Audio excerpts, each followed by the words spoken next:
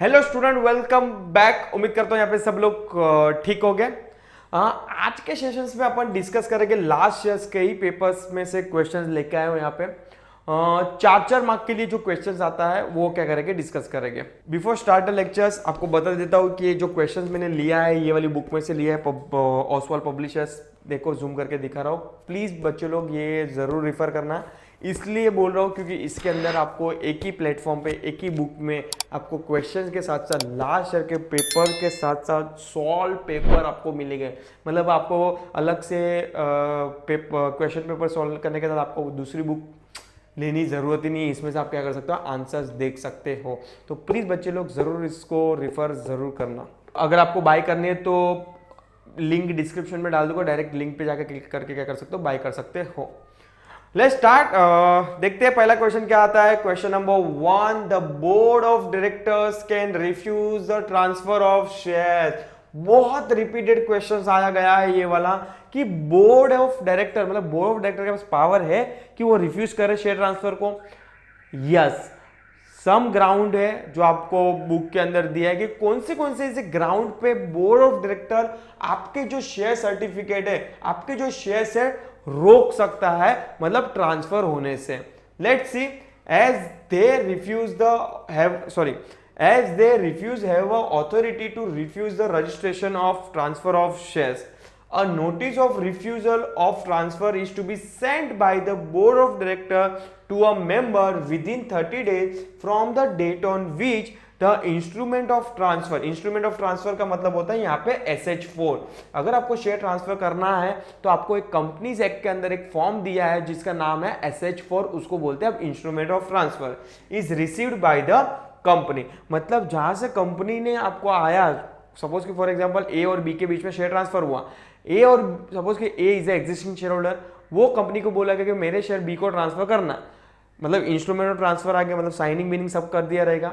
Board देखेगा और board को लगेगा कि भाई कुछ गड़बड़ है इसके अंदर, या तो फिर कोई इंफॉर्मेशन मिसिंग है, तो वो रिफ्यूज कर सकता है। बट उसका इंटीमेशन आपको 30 डेज में क्या करना है, बताना है। किसको? मेंबर्स को, मतलब शेयर होल्डर को।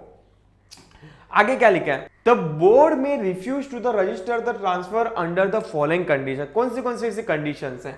पहला है when the provision for transfer of shares as given in the article of association is not fulfilled by the member। मतलब मेंबर मतलब शेयर होल्डर ने आर्टिकल ऑफ एसोसिएशन में जो रूल्स एंड रेगुलेशंस लिखा था वो फुलफिल नहीं किया, तो बोर्ड ऑफ डायरेक्टर के पास क्या है, पावर है कि आपके शेयर रोक सकता है। सेकेंड क्या बोलता है, when the instrument of transfer, nothing but share transfer form की बात कर रहा हूं मैं, is not as per the rules prescribed under the Companies Act 2013।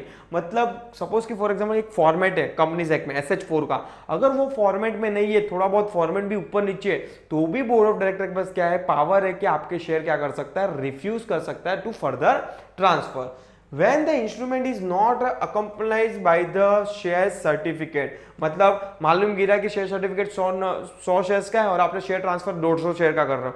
भाई तेरे नाम पे 100 शेयर्स है, तो 150 शेयर का कैसे ट्रांसफर कर सकता है? समझ में आ रहा है? मतलब कोई मैचिंग ही नहीं है, क्योंकि आप जब भी share transfer SH4 share transfer instrument of transfer attach करते हो, उसके पीछे एक्नॉलेजमेंट में आप अपना शेयर सर्टिफिकेट भी दिखाना पड़ेगा कि आप एक्चुअल में उतने शेयर होल्ड भी कर रहे हो कि नहीं कर रहे हो। तो अगर दोनों मैच नहीं हो रहा है, अकम्पनाइड बाय मतलब दोनों मैच नहीं कर रहे हैं, तो आपको बोर्ड ऑफ डायरेक्टर क्या कर सकता है, रिफ्यूज कर सकता है ट्रांसफर के लिए।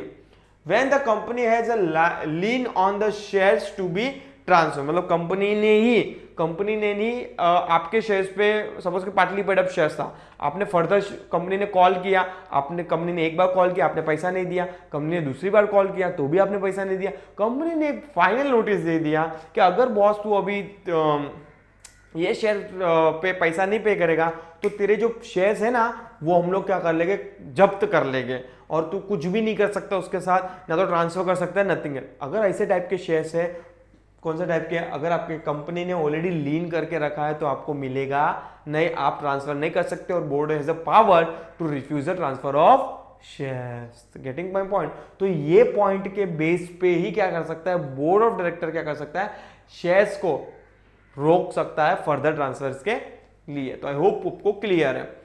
Let's start with the question number 2। क्या लिखा है, the security and exchange board of India, nothing but SEBI, is a regulator for the securities market in India. पहले तो देखो यहाँ पे आपको स्टेटमेंट को तो जज नहीं करना है, मतलब स्टेटमेंट ट्रू है कि फॉल्स है। अरे भाई स्टेटमेंट तो ट्रू ही है, आपको कमेंट लिखना है ये स्टेटमेंट ट्रू क्यों है। यस तो क्या बोल रहा है कि सेबी मतलब security exchange board of India is a regulator, मतलब स्टॉक मार्केट को पूरा कौन चलाता है, सेबी चलाता है, इसलिए इसको रेगुलेटर बोला गया है। लेट्स सी उसका आंसर क्या लिखा है। The Security and Exchange Board of India was set up on the 12th April 1988. The main purpose of setting up the SEBI was to develop and regulate the stock exchange in India. Main purpose क्या था सेबी का? सेबी का main purpose ये था कि stock exchange बनाने का main purpose ये था कि भाई सिक्योरिटी जो लिस्ट हो रही स्टॉक मार्केट में उस पर वॉच करके रखना होगा। जैसे इनकम टैक्स बनाई है अथॉरिटी जो सब टैक्स के filings and all GST BST handle करता है, वैसे ही एक अथॉरिटी गवर्नमेंट ने ही बनाई है जिसको बोलते हैं SEBI, security exchange board of India. इन लोगों का मेन ऑब्जेक्ट ये था कि भाई भाई पब्लिक का पैसा लगाया। ऑफकोर्स आज रिलायंस की कंपनी की बात करो, टाटा ग्रुप की कंपनी की बात करो, आज पैसा किसने लगाया, शेयर होल्डर ने लगाया, मतलब पब्लिक ने लगाया। उनके साथ कोई चीटिंग ना हो इसीलिए लोग को क्या किया, सेबी को बिठाया है। तो objective of the SEBI are to protect the interest of the investor, investor का मतलब होता है आम जनता, and regulate the security market in India. Third, to bring a professionalism in the working of the intermediaries in the capital market. Intermediaries का मतलब होता है ब्रोकर स्टॉक मार्केट के अंदर, that is broker, mutual fund, stock exchange, demat depositories etc. is also a features of the SEBI.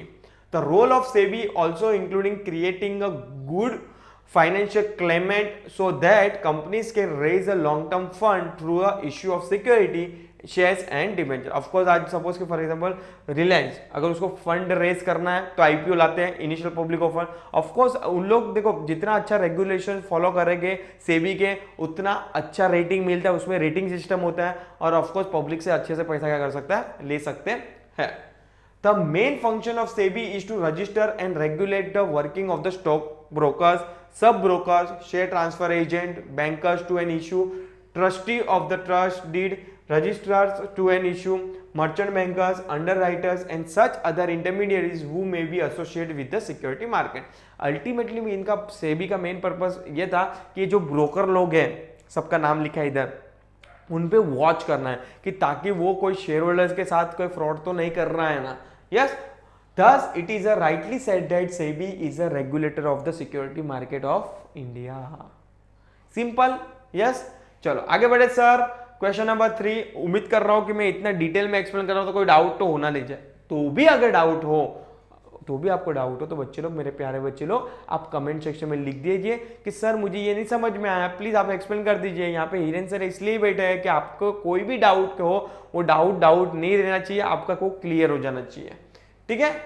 Question number 3, unpaid dividend can not be use by the company. ये क्या बोल दिया भाई, unpaid dividend can not be use by the company. Of course आपने वो short note में बहुत बार बोलते रहते हो, जब भी लेक्चर्स लिया है तभी कि जो अनपेड और अनक्लेम डिविडेंड वाला जो है पैराग्राफ वो शॉर्ट नोट में बहुत रिपीटेड आता है।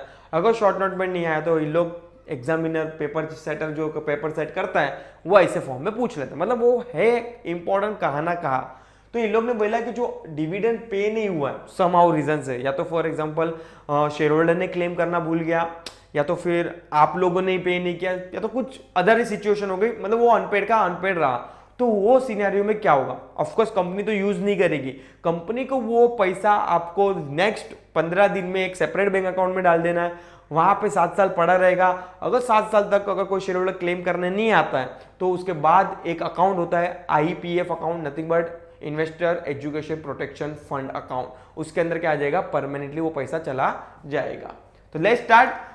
The dividend declared by the company but has not been paid or to or claimed by, मतलब आपने पे नहीं किया या तो शेयर होल्डर ने क्लेम नहीं किया, कोई भी सिचुएशन हो सकती है। By the shareholder within a 30 days of its declaration is termed as a unpaid dividend, मतलब आज बोर्ड ऑफ डायरेक्टर डिक्लेयर करता है नेक्स्ट 30 डेज में पे हो जाना चाहिए। अगर पे नहीं हुआ तो देखो तो वो इधर लिखा है, the total amount of the dividend which remain unpaid should be transferred to the unpaid dividend account। एक अकाउंट ओपन करना है शेड्यूल बैंक के साथ, वो अमाउंट आपका क्या जाएगा, अनपेड डिविडेंड अकाउंट में चला जाएगा। Any amount in an unpaid dividend account of the company that remain unpaid and unclaimed for a period of 7 years will be transferred to the investor education protection fund account। अगर 7 साल तक उसके ही account में पड़ा रहा, कौन सा account, unpaid और अनक्लेम्ड डिविडेंड अकाउंट में, तो भाई 7 साल के बाद कौन से अकाउंट में ट्रांसफर हो जाएगा, आईपीएफ अकाउंट में। नथिंग बट उनका फुल फॉर्म क्या है, investor education and protection fund. The company cannot use the unpaid dividend. The only claimant मतलब जो claim करने वाला मतलब shareholder of the money can claim for it by following certain procedure. Thus, it is a rightly said that unpaid dividend cannot be used by the company.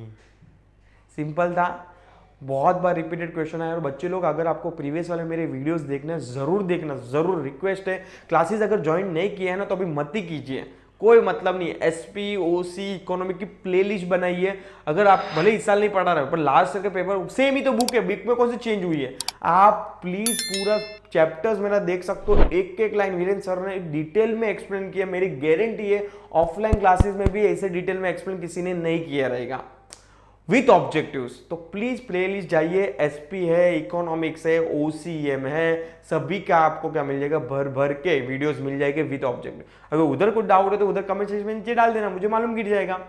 समझ में आ रहा है। इस बार जो सीरीज चल रही है अपनी रिविजन्स के साथ साथ ये वाली सीरीज जो चल रही है लास्ट ईयर के पेपर सॉल्विंग के, डोंट वरी मैं जल्दी आऊँगा, बहुत देर नहीं लगाऊंगा, हार्डली 1 महीना और, जहाँ पे बाद में अपन लाइव सेशन क्या कर देंगे, शुरुआत कर देंगे लास्ट ईयर की तरह।